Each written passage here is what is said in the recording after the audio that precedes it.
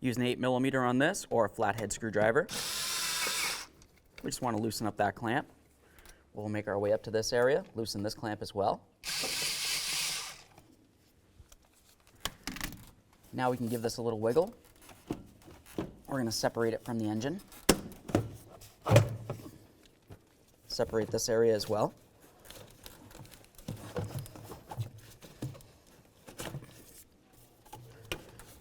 Lift this up, get it out of your way. Now with that out of the way, we have a nice clear view of the fitting area here.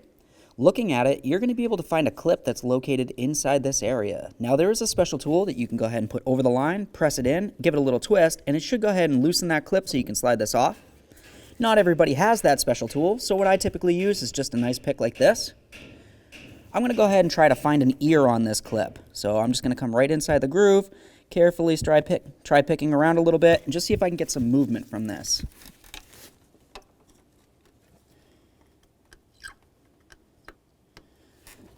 All right, starting to lift up a little bit here. So I'm going to go ahead and hold it with my fingers because I don't want anything to happen to this clip. There we are.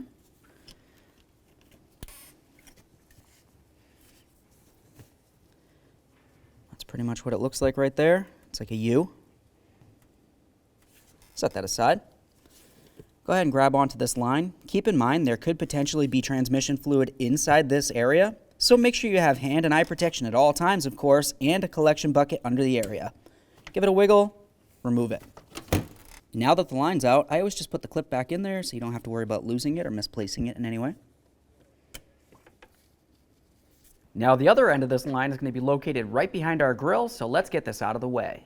So to take off the grill, we're going to have to go ahead and take off this entire plastic piece up across the top. For that, you're going to find a whole bunch of push clips. To remove these, just carefully get in between the center and the outer portion. Once it's unlocked, go ahead and lift it right up.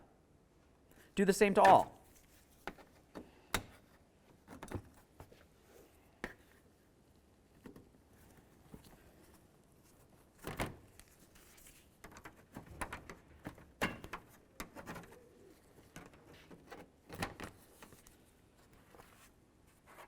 Let's get this out of the way. With that top plastic out of the way, you can reach right down here and start removing the line from this area. The process will be the exact same thing when you did the radiator side of this line, but to make it easier, you can of course remove the grill as well. Now to remove the grill, what you're going to notice is you have a tab like this on either side of it. So to do this, I'm just going to use some pliers, give it a little squeeze, and draw it away from this area.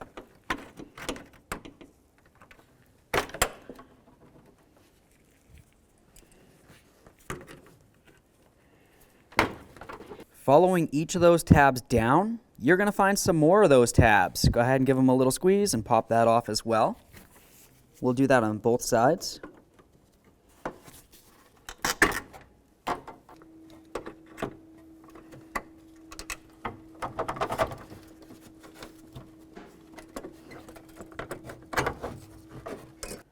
Now let's use a plastic trim tool. We're going to carefully get in between this area of the body and the trim piece and just gently start prying. It should want to separate. We'll do the same on the other side. All right. Carefully remove the grill from the area.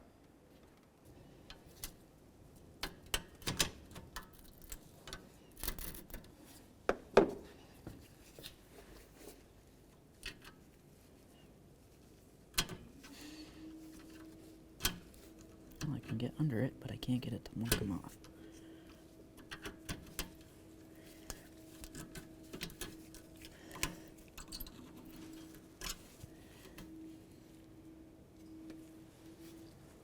Now I'm going to let this area right here sit with some penetrant, and I'll follow it down to where it connects into this area. Let's go ahead and pop it out of place.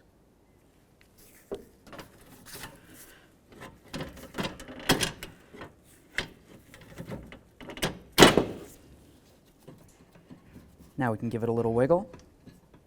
Essentially, we just want to break it free from inside this area right here. Now we can start breaking this area free.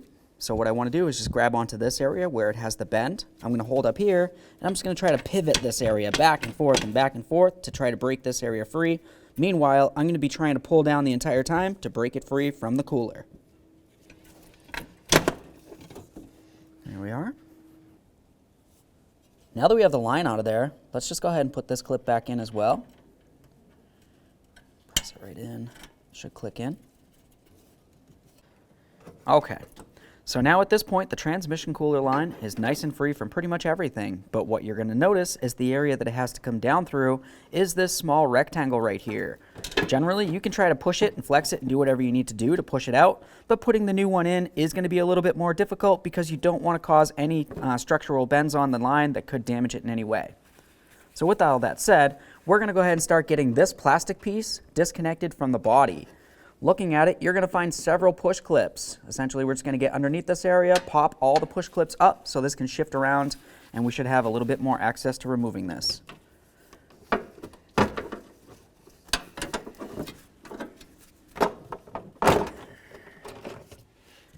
Now we can shift this around as needed. The next thing that we're going to do from underneath the front of the vehicle is to go ahead and remove this front shield right here. For this, you're going to find several 15mm headed bolts. Let's go ahead and remove all of them and the shield.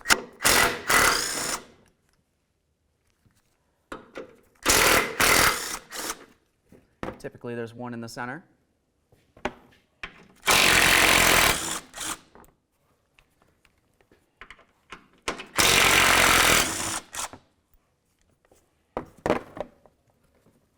Now that we have the shield out of the way, we have a nice clear view of the line that we're trying to remove. Looking underneath it, you can see that you have a cross member right here, which is going to be in the way.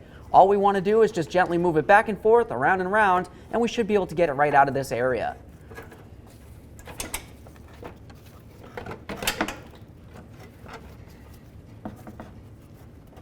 Just give it a little spin.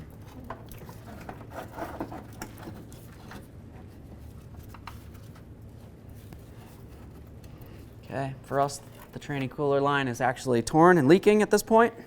Now, if you find that it's putting too much stress on the pair of lines right here, looking down those lines, you're going to find a clip that holds them together. Go ahead and pop that clip free so you can separate these. It'll give you a little bit more room to get this line out of here. Go ahead and take that off. Now we can move these around. Now obviously the old line is okay to flex it around, and if it gets damaged, it's really not that big of a deal.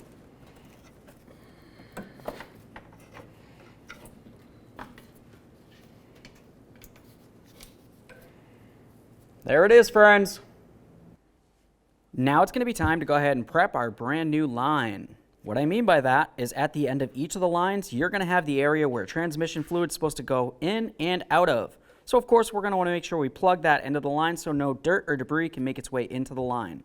Also, you're going to have that locking cover that goes over the clamp. Typically, I like to go ahead and tape this up near the end as well, just because it could make its way down the line a little bit and it might end up being hard to get back up afterward.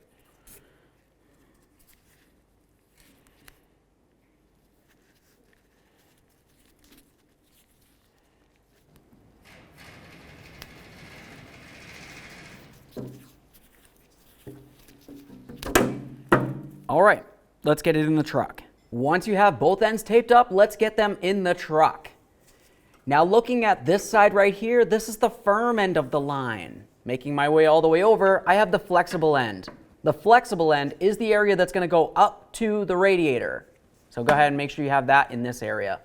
Now what I want to do is take the firm part of the line and I'm going to bring it up and over this bar. I'm going to bring this around, and now I'm going to put it up and through this. As you can tell, this can move around with me, so keep that in mind. Let's go ahead and start bringing it over. I'm pulling it towards the front of the vehicle and trying to slide this area right up and over this. Give this a little flex. There we are.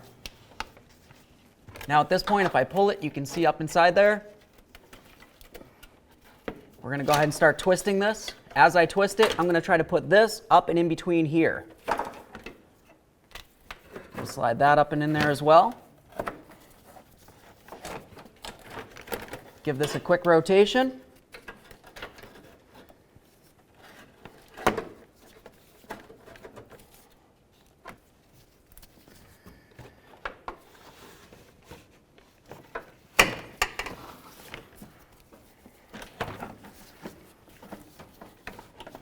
There we are.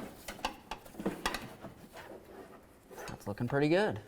Now from back up top, let's go ahead and start connecting in that line to the transmission cooler. Get the tape off of there. Slide that lock down. Go ahead and slide this up and into the cooler. We're going to listen for a click.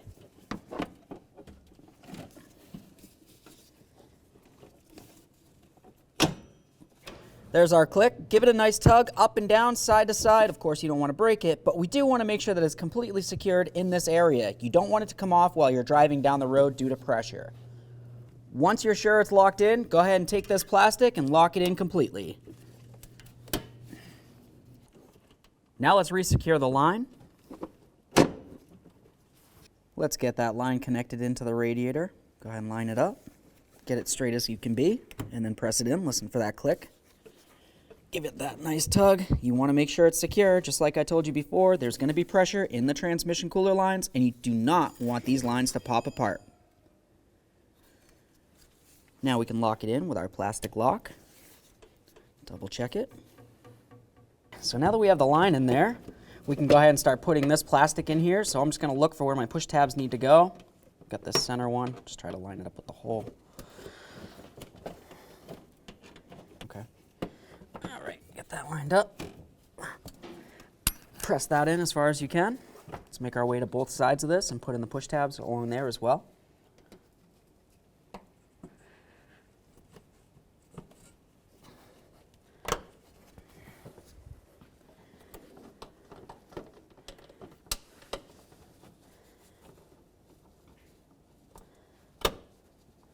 Okay, double check, make sure that's nice and secure. Of course, you're going to want to inspect both of your lines. It only makes sense.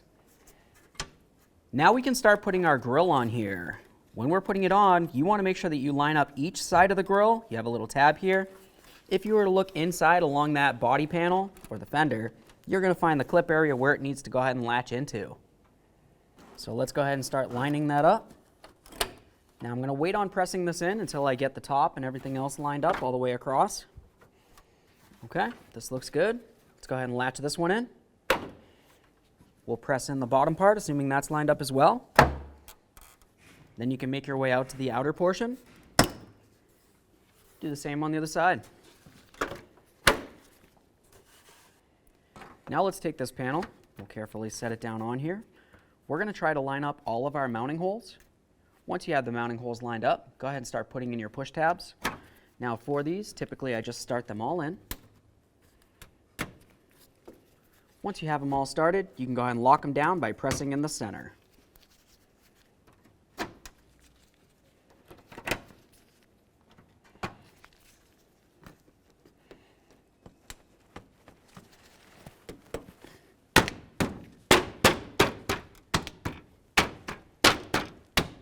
Let's give this a quick inspection under here just to ensure that everything is secured. You don't want to have this line wobbling around and potentially rubbing up against something that it shouldn't.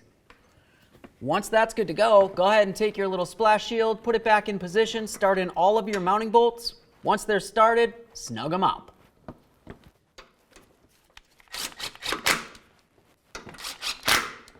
Obviously, looking at this, it would make more sense to go ahead and replace it.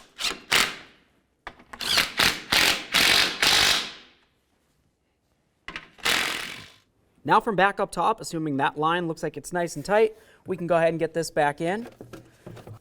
At this point, I'm just going to slide this right underneath this area. Press this up against the throttle body.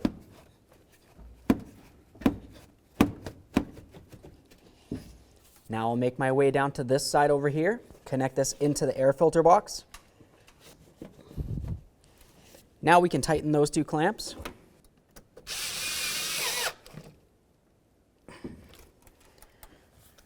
Make our way over to this one.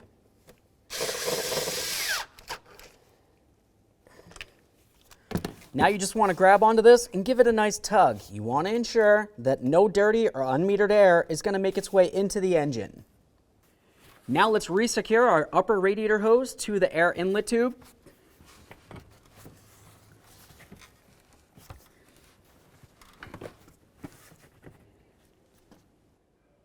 Now it's going to be time to go ahead and check our transmission dipstick. To do that, I'm just going to go ahead and pull on this little tab right here. We can lift this right up and out.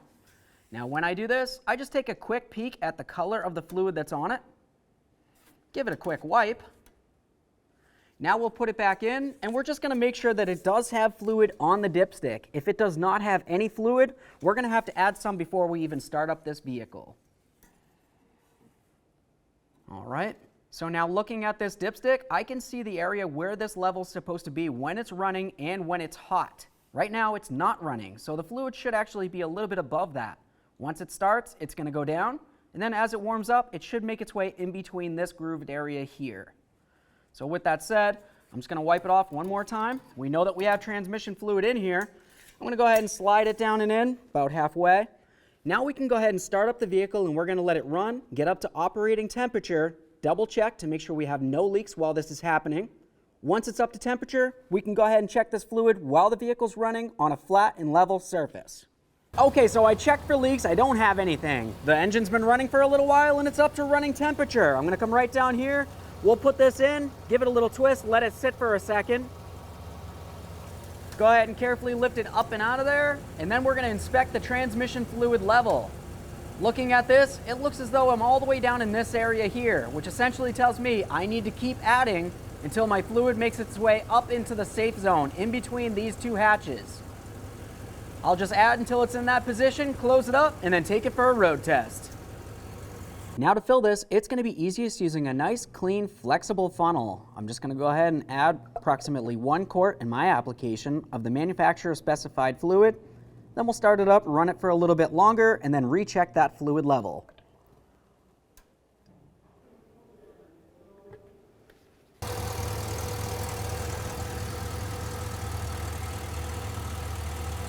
Now looking at this, you can tell that it's absolutely perfect. It's all the way up in between the hatches, maybe even at that very top line.